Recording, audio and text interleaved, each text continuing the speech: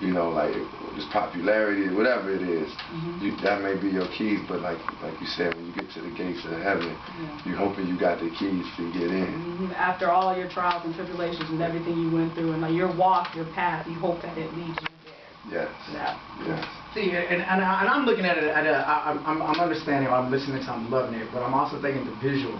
And I'm going back to where they're in church. I mean, where they're in a courthouse. Yeah. And it's got that same vibe when your video Testify. Yeah. You know what I'm saying? So that's why when I was hearing this, I'm thinking Testify, but this is 2014. Yeah. And now, is it always, or do you like to put something that's using something like that, maybe from a church sample, or something that's live with a choir? Is that something you try to do on an album? Like, well, you know, I just gravitate towards soulful music and soulful loops sometimes. And you know, when No ID played me this loop, I was like, man, because I like church, you know what I'm saying? So it's like, that song was spiritual. It's a spiritual. That song feel like a Negro spiritual. Yeah. And I was thinking about, like, you know, Negro spirituals was those things that when you were in the roughest of times, you know, that song motivated you to get out of that situation, or gave you hope. And that's what I was thinking for me to create a song there where we got this spiritual music going, but let's tell it from a street perspective so anybody can relate to it, you know. Uplifting. There it is. Okay, so sorry about that.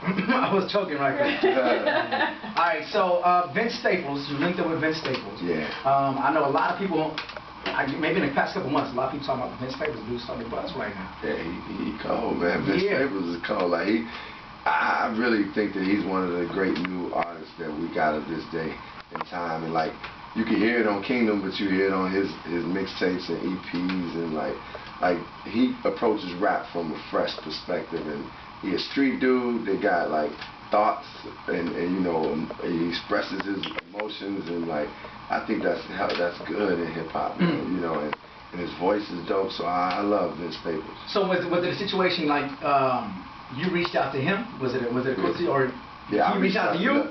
I reached out to him. It was really through No ID. Like what happened is No ID played me Vince Staples, and I was like, damn, this dude is cold. And so then I did Kingdom. I laid 2 verses to Kingdom, and then No ID was like, man, I got a Vince Staples verse. You know, he laid a verse to Kingdom, like, if you like it.